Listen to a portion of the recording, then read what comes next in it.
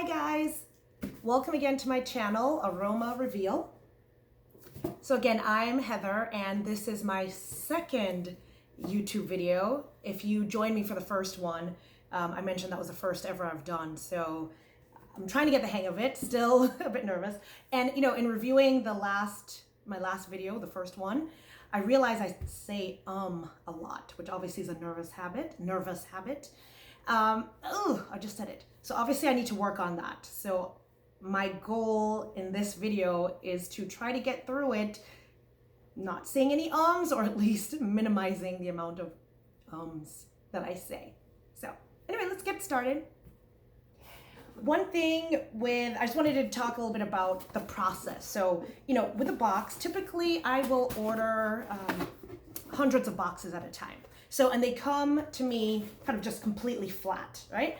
And then, so it's just I didn't want to start, go through that whole process, but it comes to me flat. I basically just fold the parts in, voila, here's the box.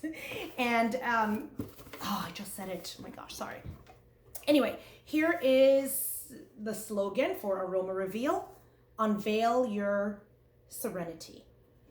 And that's important to me because, I didn't want the box to just all be about beauty products or skincare, things like that. So I also wanted to focus on, or the scented products. So I wanted to also focus on relaxation, serenity, tranquility, the things that evoke those emotions.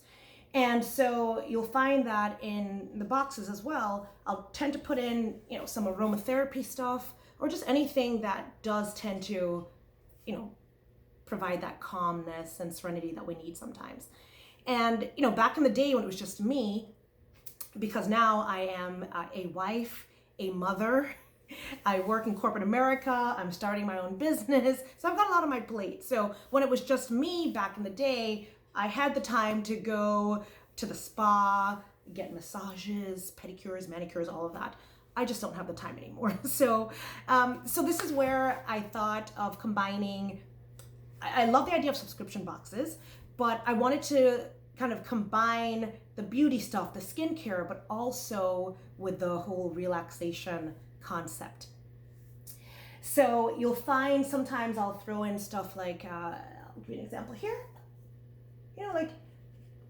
Like an incense holder and incense sticks, right? Because again, when you burn the incense sticks, it's just really aromatic, is the right word, hopefully. And it really just brings about that calmness. So for instance, this is eucalyptus, but you also got stuff like rosemary sticks in here. So one thing that I have to keep in mind when I am curating the box, for instance, is will the particular product easily fit in the box? So you'll see here that this is it's not a tiny or small box, probably medium size, but it's not huge by any means. So for instance, I would want to make sure that when I'm putting this in, and you'll see here, for instance, obviously I don't just throw it in, it's packaged really nicely, but I want to make sure, like, will it fit? And I can see here, obviously it's going to fit in the box. So because typically I try to have about 7 to 8 products in the box. Sometimes it could be less, sometimes more, but that's the average. So I want to make sure that it will fit in the box. Also, for instance, here is another product that I may put in. And if you were with me for the first video, I briefly showed you this. So it's a 5-pack cucumber aloe skin renewal mask, right? So a good size box. So of course I want to make sure that it's going to fit in the box. And clearly something like this, it will. And again, I'm not just tossing it in the box like that. It's going to be packaged really nicely, but I just want you to have the idea of the things I have to think about when I am curating the box. Also, I'm all about presentation, so I love crinkly shredded paper. So depending on the season, so for instance, Christmas, Valentine's Day, I may use the red crinkly paper, throughout the box. Other times it could be purple, it could be pastel colors, cream, tan, anything like that. So, but basically it changes. And the contents of the box vary each month as well. So no one's going to get the same products every month. They will change. Okay, let me just put that back. And then also another thing I have to consider too, for instance, is the product that I have, is it something that could be easily damaged, in the shipping process. So this is a really cute wax welt warmer. Live, love, laugh. And it's a plug-in. Not really nice? So this would go with it. So these are, for instance, lavender dream soy wax melts, right? So basically you take it out, put it in here, plug it in, you get the wonderful scent in whichever room you're in. So I love these. But again, this is, I don't know if you can hear that, ceramic. So obviously if I don't package it correctly in the shipping process, it could get damaged. So I would just want to make sure.